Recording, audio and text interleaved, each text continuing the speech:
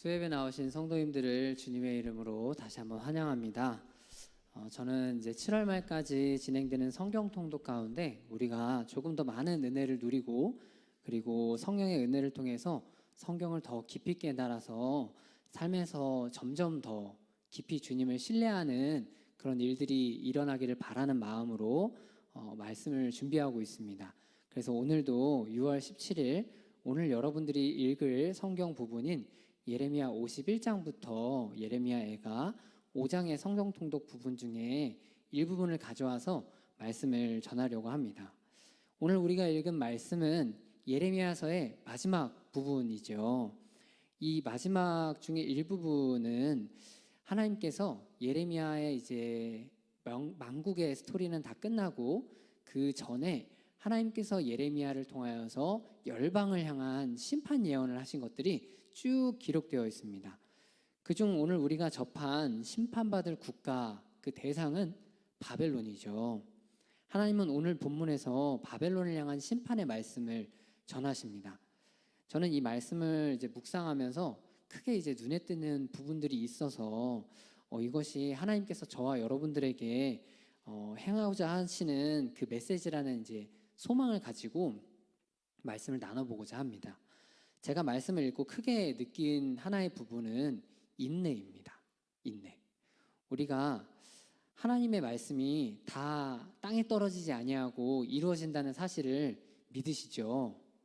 네, 우리가 다 믿는데 저도 그렇게 늘 믿고 신앙생활을 합니다. 하지만 하나님의 말씀이 선포되었을 때는 그 말씀이 너무 크게 믿어집니다. 우리가 그 감동, 하나님이 나에게 하셨던 그때의 감동은 이게 너무 크기 때문에 그때부터 한동안은 쭉 믿어져요. 그렇지만 이게 이루어질 때까지 믿냐는 것은 좀 차원이 다른 얘기죠. 이게 시간은 언제나 우리의 영적인 승리로 이루어지면 좋겠지만 시간이 흐르는 것은 우리의 영적인 승리보다 이 육체의 연약함만 자꾸 드러내는 것이 기도의 응답 이후에 일어나는 일입니다. 그래서 우리는 주님이 하신 말씀이 이루어질 때까지 이게 평안한 마음으로 그냥 인내한다는 게 참 쉽지 않습니다. 오늘은 그 얘기를 좀 나누고자 하는데요. 우리는 사실 성경을 보면 하나님이 어떤 때, 어떤 장소, 어떤 사람을 통해서 그 역사하시는지를 다 이미 기록해 두었고 우리는 우리의 일이 아니고 이미 지나가 버린 일이고 그렇기 때문에 그때 당시에 긴박하게 선포된 말씀이라 할지라도 우리는 그것을 긴박한 마음으로 받아들이는 게 사실 쉽지 않습니다.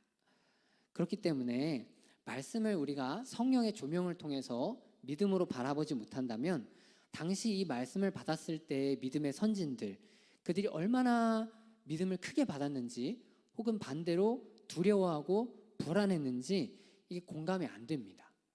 우리가 성령의 조명을 통하지 않고는 이미 다 이루어져 버린 일이기 때문이죠.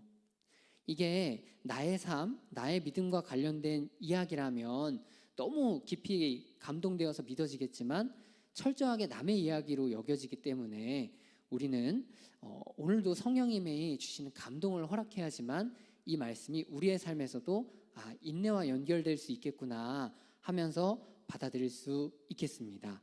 그렇다면 오늘 말씀을 좀 보려고 하는데요. 예레미야가 바벨론을 향해 말씀을 들었을 때 하나님이 이 말씀을 선포하셨을 때 그 백성들의 마음은 어땠을까요? 이 말씀이 선포되고 나서 백성들이 들었을 때 하나님께서 바벨론을 이렇게 하시겠다라고 선포했을 때 그때 당시의 백성들의 마음 예레미야가 하나님께 이 말씀을 받아서 기록한 시점을 추측해보면 아마도 시드기야 4년일 거다라고 성경은 이야기를 하고 있는데 그것이 추측컨대 주전 594년 혹은 593년쯤으로 이제 추측이 됩니다. 하지만 이때는 아직 바벨론이라는 국가가 망조가 있는 국가가 아니었어요. 하나님께서 이 말씀을 선포하실 때에는 이스라엘 백성이 속한 이 유다가 점점 기울어지고 있었고 바벨론은 점점 강해지고 있었던 때입니다. 그래서 하나님이 이때에 오늘 말씀과 같이 내가 바벨론을 반드시 멸망시킬 거다 이 말씀을 하시고 한 사람을 보내서 그 사람의 마음을 일으켜 가지고 바벨론을 멸망시킬 거다. 이 말씀을 하셨을 때 사람들은 당연히 하나님의 말씀이니 믿는 사람들이 있었겠죠. 성령의 감동을 통해서 이 말씀을 하나님이 행하시겠구나, 이 말씀을 받아들인 사람들도 있었을 겁니다. 그런데 이 시드기야 4년부터 이후로 바벨론이 멸망할 기미가 조금도 보이지 않아요. 그리고 7년이 지나자 시드기야 11년에 오히려 바벨론이 유다를 완전히 멸망시킵니다. 자, 하나님의 말씀이 소망으로 선포되었어요. 바벨론 멸망시키겠다. 그 사람을 내가 반드시 일으켜서 보내겠다 라고 하셨는데, 오히려 유다가 멸망했다면 아무리 믿음이 있는 사람이라 할지라도 환경이 이렇게 되고 있는데 이게 얼마나 마음이 심란할까요? 이런 경험을 하게 되면 얼마나 마음이 어려울까요? 하나님이 후에 분명히 바벨론을 멸망시킨다고 하셨지만 유다가 망했고 이후의 삶은 포로로 끌려간 백성이나 아니면 남아있는 유대인들이나 모두가 다 힘들었고 괴로웠습니다. 그래서 어쩌겠어요. 하나님이 하신다니까 붙들고 살아야죠. 그게 믿음 아니겠습니까? 어쩌겠어요. 하나님이 하신다 그랬으니까 믿음으로 붙들고 기도하고 살아가야죠. 그러나 우리는 성경을 알고 있기 때문에 이걸 웃으면서 받아들일 수 있죠. 하나님의 말씀이 이루어진, 그래서 바벨론이 멸망했다라는 걸 알고 있습니다. 그때가 언제였는지 역사에는 정확히 기록하고 있어요. 지금으로부터 55년 후 주전 539년에 페르시아의 고레스왕을 통해서 바벨론이 멸망합니다. 하나님께서 이 말씀을 이루신다고 하신 것이 594년인데 그 후로 55년이 지나서 하나님의 말씀 선포가 이루어집니다. 성경은 이게 명확하게 수치로 나와 있어요. 하지만 당시 말씀을 듣고 인내했던 백성들에게는 어이구, 정말 끝도 없이 이 말씀이 이루어지지 않고 그냥 기다리고만 있는 것이죠. 그들이 얼마나 간절했을지, 하나님이 선포했으니 간절했을지는 우리가 상상도 할 수 없을 만큼 간절했을 겁니다. 하지만 이것이 이루어지기까지는 엄청난 인내의 기간이 필요했습니다. 사실 우리의 기도 생활도 이것과 상당히 비슷한데요. 우리가 기도했을 때 하나님이 응답하신다면, 우리가 간절한 마음으로 기도했을 때 주님이 그 기도에 응답하실 때가 종종 있죠. 그러면 우리는 이 주님이 응답하신 그때에 너무 기쁩니다. 너무 감동스럽고, 하나님이 드디어 내 기도에 응답하셨구나, 드디어 내 기도에 답변을 하셨구나, 이러면서 그때부터 이제 너무 기쁨으로 신앙생활을 하다가 이제 인내하는 시간들이 찾아오게 되면 우리의 기도가 바뀝니다. 주님, 그래서 언제 그 응답이 이루어질까요? 주님, 대체 제가 언제까지 기다리면 좋을까요? 우리는 인내하는 시간 속에서 계속 그렇게 주님을 재촉할 때가 찾아오죠. 우리의 기도에 주님이 응답을 하시더라도 말씀이 이루어지기까지의 인내와 주님의 침묵은 우리의 믿음을 정말 어렵게 만듭니다. 하지만 주님은 우리가 기도하고 주님께서 응답을 하셨을 때 너 그냥 무턱대고 기다려라, 아무 증거도 없이 기다려라, 그렇게 우리를 내버려 두지는 않으십니다. 그것은 하나님이 우리에게 처음 말씀하셨을 때, 우리의 기도에 처음 응답하셨을 때 사실 많은 힌트들이 들어 있습니다. 그러니 하나님이 우리의 기도에 응답하시는 순간, 그때 하나님이 우리에게 뭐라고 하셨는지를 곱씹어 보십시오. 곱씹어 보고 또 곱씹어 보고 그 말씀을 의지해서 기도해 보고, 그랬을 때 우리가 영적으로 더 깊어지고 우리가 영적으로 깨달아지고 깨우쳐지면 하나님이 이렇게 시그널을 보내시겠구나 하는 것을 우리는 발견할 수 있습니다. 그렇게 발견하게 되면 인내가 그저 고통이 아니고 소망입니다. 발견할 수 있으니까요. 하나님이 일하시는 것을 발견할 수 있기 때문에 우리는 무턱대고 인내하는 게 아니라 소망을 가지고 인내하게 됩니다. 제가 오늘 본문에서 주목하고 아주 마음 깊이 묵상했던 표현이 그 소망에 관한 부분인데요. 우리가 읽은 1절 말씀에는 중간 부분에 이렇게 기록되어 있습니다. 내가 멸망시키는 자의 심령을 부추겨 바벨론을 치고라는 표현입니다. 이게 개역개정에서는 이 노란 글씨인 부추겨라고 되어 있고, 다른 역본에서는 하나님께서 마음을 일으키시다 혹은 영을 일으키시다 이런 표현으로 되어 있습니다. 이 1절 말씀의 내용과 같이 하나님께서는 어떤 일을 행하실 때 참 오묘하게도 한 사람에게 그동안 갖지 못했던, 그동안 생각하지 못했던, 혹은 그 사람이 고민만 하고 있던, 아니면 그 사람 마음에 전혀 없기도 했던 그 마음을 심어주시는 때가 있습니다. 그것이 너무나도 오묘하고 하나님의 섭리가 너무 절묘하기 때문에, 그리고 하나님의 섭리가 너무 거대하기 때문에 사람들은 이것이 하나님이 하신 일인지 모릅니다. 그냥 그 사람의 마음속에 정황을 보니까 그런 생각을 할 수도 있겠지라고 넘어가는데, 하지만 이미 하나님께서 선포하셨다면, 그래서 들은 사람이 있다면, 하나님의 예언의 말씀을 들은 우리는 그 역사가 이루어지는 그 시점에 선포할 수 있습니다. 하나님이 그 사람을 통해서 하셨다라고 말입니다. 하나님이 그 사람을 통해서 역사하셨다라고 말이죠. 역사적으로 보면 페르시아의 고레스의 왕이 되고 나서 이 약소국가였던 페르시아, 그 바벨론에 비해서는 상당히 약한 나라였습니다. 그 페르시아가 갑자기 열방을 향해서 기지개를 펴고 군사력으로 주변 국가들을 점령해 나가는, 그래서 세력을 정말 넓혀 나가는 그 시기가 찾아옵니다. 그리고 이 고레스 왕의 가장 큰 대업이라고 할 수 있는 게 이 열방을 향한 대국가 바벨론을 점령하는 순간으로 우리는 생각할 수 있는데요. 당시 페르시아가 바벨론을 점령할 때는 정말 순식간에 이 국가의 그 국경부터 그 수도까지 순식간에 달려들어가서 항복을 받아내고 끝내버립니다. 그 당시에 바벨론과 페르시아의 군사력 차이가 사실 그랬을까요? 이게 어느 한쪽이 며칠 만에 그냥 나라를 멸망시킬 만큼 군사력 차이가 있지 않았습니다. 사실 그냥 객관적인 증거로 보면 땅의 크기, 인구, 군사력 이런 모든 것을 종합해 봤을 때 페르시아와 바벨론이 정면 충돌을 한다면 일반적인 생각에서는 바벨론이 이길 것 같은데, 이런 생각을 하는 게 보편적일 수 있습니다. 그렇다면 고레스의 마음에는, 그 마음에는 어떻게 해서 내가 바벨론을 쳐야겠다, 바벨론을 점령해야겠다, 이런 확신이 들었을까요? 이것 또한 역사적으로 보면 정황 증거들이 상당히 많습니다. 당시에 바벨론이 계속해서 나라가 내적으로 기울어지고 있었습니다. 왕과 그 당시의 고위 관료들이 그 사이가 굉장히 안 좋았고, 그 안에 종교적인 것 때문에도 갈등이 심했습니다. 그래서 바벨론의 고위 관료들이 고레스를 찾아갔다라는 그 내용들도 역사 내용에는 기록이 되어 있더라고요. 고레스를 찾아가서 바벨론의 고위 관료들이 당신이 우리 국가에 쳐들어오면 우리가 항복하겠습니다, 이렇게 작당 모의를 했다라는 것도 역사적으로 기록이 되어 있긴 합니다.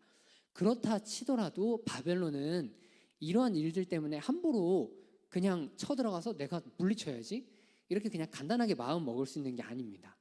우리도 인생에서 정말 큰 사업을 계획한다거나 어떤 일을 진행하려고 했을 때 그래? 그러면은 내가 후딱 해야지, 이러면 그냥 주식에 막 몇 천만 원씩 그냥 투자하는 것 같이 나중에 땅을 치고 후회하는 일들이 더 많잖아요. 그렇듯이 이런 것들이 함부로 결정할 수 있는 일이 아닙니다. 바벨론이 기울고 있어? 그래, 내가 세력이 키우고 있으니 바로 쳐들어가야겠다, 이렇게 함부로 결정할 수 있는 일이 아니었습니다. 꽤나 복잡한 결단 과정들과 생각들을 거쳐야 됐었겠죠. 바벨론과의 전쟁 선포에 있어서 결정적인 영향을 미친 것들은 세상적으로 보면 증거들은 많습니다. 타이밍도 있고 용기도 있었겠고, 그 당시에 고레스의 욕망도 있었겠고, 그 다음에 다 합력해서 으쌰으쌰 해줬던 그 밖에도 많은 증거들이 있었겠죠. 그렇지만 성경을 아는 우리는, 그리고 말씀을 듣고 믿는 사람들은 명확하게 선포할 수 있습니다. 우리 하나님께서 자기의 뜻을 이루시기 위해 페르시아 고레스 왕의 마음을 부추기셨다라고 말입니다. 이것이 우리의 믿음이고 고백입니다. 그렇기 때문에 성경은 자신 있게 써놓습니다. 시드기야 왕 4년에 예레미야가 바벨론을 향해 하나님께서 멸망시키겠다라는 예언을 몇 번이고 합니다. 몇 번이고 반복해서 하나님께서 반드시 멸망시킨다고, 그리고 외국 사람을 부추겨서 그들의 나라를 아주 키즈를 하듯이 다 흩어지게 하시겠다라는 예언을 할 수 있는 것은 하나님에 대한 믿음의 확신이죠. 그리고 하나님께서 페르시아 왕의 마음을 움직일 수 있는 분이라는 것을 믿기 때문에 우리는 기록하고 선포할 수 있는 겁니다. 성경을 보면 사람의 마음은 사람 스스로가 다 판단하고 그리고 일을 진행한다고 생각할 수도 있습니다. 하와가 그랬죠. 하다가 선악과를 먹는데 뱀이 부추기긴 했지만 자기가 결정해서 자기가 그렇게 하지 않습니까? 하지만 악한 영이 사울을 아주 마음을 쥐고 흔들어 가지고 움직이고, 때로는 신약 성경에서 귀신 들린 자들이 자기의 몸을 해치고 다른 사람을 해치려고 했던 그런 모습들도 나오고, 이와 반대로 하나님이 마음을 완전히 사로잡아서 지금도 성령을 통하여서 많은 사람의 마음에 역사하셨듯이 우리의 마음은 우리 스스로 하는 것도 있지만 하나님이 우리의 마음을 움직이면서 했던 것들도 꽤나 많습니다. 우리 전능하신 하나님은 사람의 마음을 움직여서 일을 하시는 분이시기 때문입니다. 그리고 이러한 믿음은 하나님께서 사람의 마음을 움직이시는 것을 우리가 볼 때에 하나님이 우리의 기도에 응답하시는구나, 우리가 하나님께서 선포하신 그 응답에 드디어 역사하시는구나, 그 시그널로 우리가 하나를 받아들일 수 있습니다. 우리는 하나님이 우리 기도에 응답하시는 때가 언제인지는 사실 모릅니다. 그리고 하나님이 역사하신 말씀 또한 정확하게 언제 이루어진다는 것은 우리는 알 수가 없습니다. 하지만 우리가 그럼에도 늘 깨어서 하나님께 응답받은 부분에 대하여 역사를 간구하고 기도하고, 그리고 늘 신앙이 깨어서 살려고 하는 것은, 그리고 늘 성경을 자세히 보려고 하는 것은, 우리는 깨어 있을 때, 우리가 영적으로 하나님 앞에 늘 깨어 있을 때 하나님이 주시는 역사의 시그널을 발견할 수 있기 때문입니다. 우리는 믿음의 사람이었을 때 바벨론이 폐역하고 기울어가고, 그리고 페르시아가 신흥 강국으로 떠오르고, 이것을 봤을 때 세상 사람들은 그럴 수 있지라고 하지만 우리 믿음의 사람들은 그때서는 하나님이 성령의 조명을 통해서 우리 마음에 시그널을 주십니다. 지금 우리가 보는 이 현상이 하나님이 일하시겠다, 하나님이 정말로 바벨론을 치시겠다라는 그 시그널이겠구나. 우리는 성경을 보고 늘 깨어 있을 때 이런 시그널을 발견할 수 있습니다. 그러니 우리의 기도에서도 하나님이 응답하신다면 늘 깨어서 기도해야 되는 게 이런 부분입니다. 우리가 하나님께서 역사하시겠다라는 시그널을 발견할 수 있는 것입니다. 교회는 만민이 기도하는 집이죠.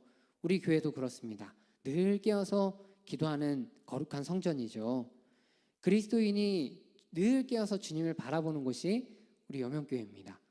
우리 그리스도인은 다른 무엇보다도 하나님 앞에 늘 깨어서 주님을 바라보는 것이 최우선의 일이죠. 왜 그렇게 깨어 있어야 하는가? 우리가 왜 그렇게 정결하고 주님의 은혜 속에서 살아야 하는가? 그것이 바로 주님이 역사하시는 현장을 우리가 생생하게 볼 수 있기 때문이고, 그리고 주님이 주시는 그 특별한 시그널을 우리가 발견할 수 있기 때문입니다. 우리는 기도할 때 늘 이러한 증거들을 발견하고 살아갈 수 있습니다. 그러나 한 번 기도한다고 그 역사가 일어난다면 우리는 정말 신령한 사람이겠죠. 엘리야의 이야기를 보면 엘리야가 갈멜산에서 바알과 아세라 선지자와 그 영적 전투를 아주 치열하게 치르죠. 그 영적 전투가 끝난 다음에 엘리야가 기도하기 시작합니다. 하나님, 비를 내려주십시오 하면서 얼굴을 무릎에다가 파묻어 버리고 아주 간절하게 기도하는 장면이 나오는데, 하나님이 그 기도에 어떻게 응답하셨을까요? 하나님이 바로 특별한 시그널을 주시면서 엘리야에게 하나님의 뜻이 이루어지는 것을 보게 하셨겠죠. 그런데 성경을 자세히 보면 이렇게 쓰여 있습니다. 같이 읽어볼까요? 그의 사환에게 이르되 올라가 바다 쪽을 바라보라. 그가 올라가 바라보고 말하되 아무것도 없나이다. 이르되 7번까지 다시 가라. 아멘. 엘리야가 하나님께서 응답하셨습니다. 내가 비를 내릴 테니 아합에게 가라. 그래서 갔습니다. 하나님의 역사하심을 통해서 불 내리는 것도 경험했습니다. 그리고 나서 이제 본격적으로 기도합니다. 주님, 비를 내려주십시오. 기도했더니 아무 일도 일어나지 않았답니다. 그렇게 엘리야가 또다시 기도합니다. 그러면 마치 단말마처럼 기도했을까요? 그래? 아무 일 없더냐? 주님, 비 내려주십시오. 다시 가라. 이랬을까요? 아니면 정말 간절하게 하나님 하면서 엘리야가 부르짖고 또 기도했을까요? 우리는 하나님이 응답하시면 짧은 순간에도 이렇게 간절히 기도하는 사람이 있음을 봐야 됩니다. 하나님이 내가 역사하겠다. 그럼에도 엘리야가 명확한 증거를 볼 때까지 계속 기도합니다. 주님, 비를 내려주십시오.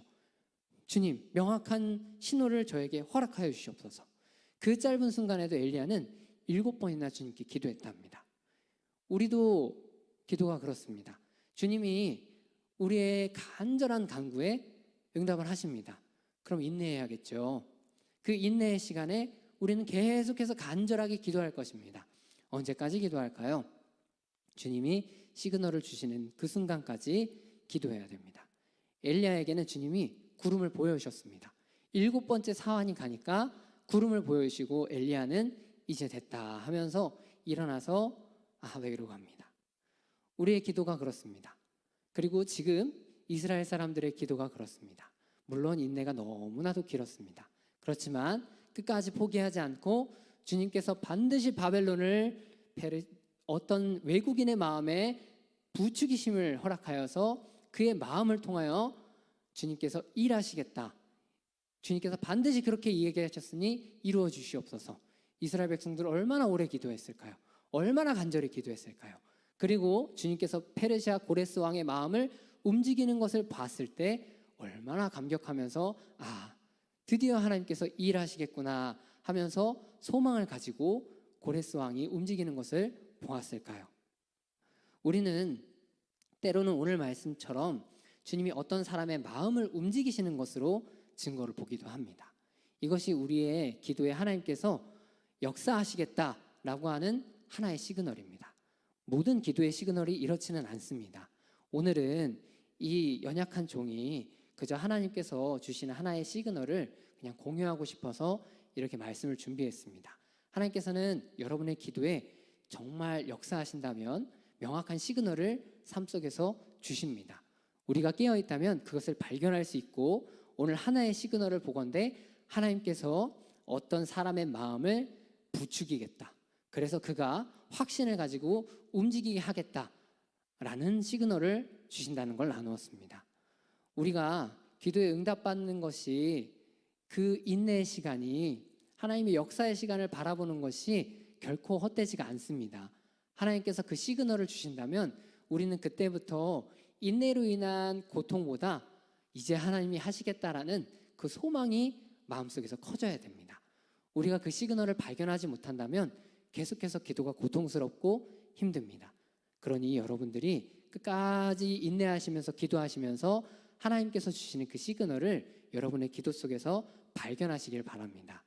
주님은 여러분의 기도에 반드시 응답하십니다. 그리고 우리는 늘 주님 앞에 영적으로 깨어 있어야 됩니다. 기도하는 사람이어야 주님이 역사하시는 그 소망의 증거들, 시그널을 발견할 수 있습니다.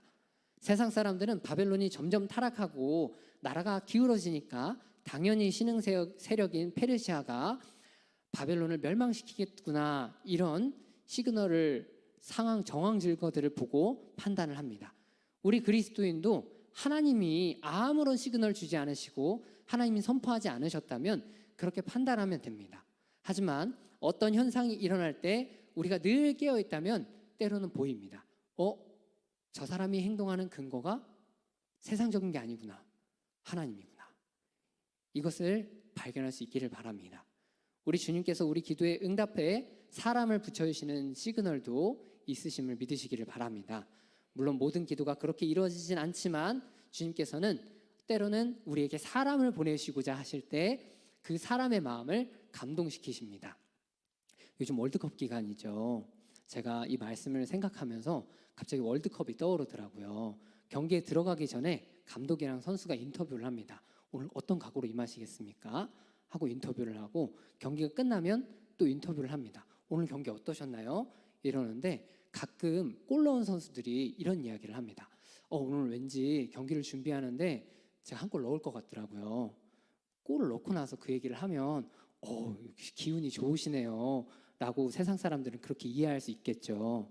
만약에 제가 마이크를 들고 있으니 고레스 왕에 가가지고 고레스 왕이시여 바벨론을 점령하려고 마음 먹으셨을 때 어떤 각오 때문에 그런 결정을 하셨나요? 어떻게 그렇게 어려운 결정을 하셨습니까? 인터뷰를 한다면 고레스 왕이 이렇게 얘기할 것 같아요. 바벨론의 형편을 듣고 고민하던 어느 날, 이 3절과 4절 말씀인데요. 활을 당기는 자를 향하며 갑옷을 입고 일어선 자를 향하여 쏘는 자는 그의 활을 당길 것이라. 그의 장정들을 불쌍히 여기지 말며 그의 군대를 전멸시켜라.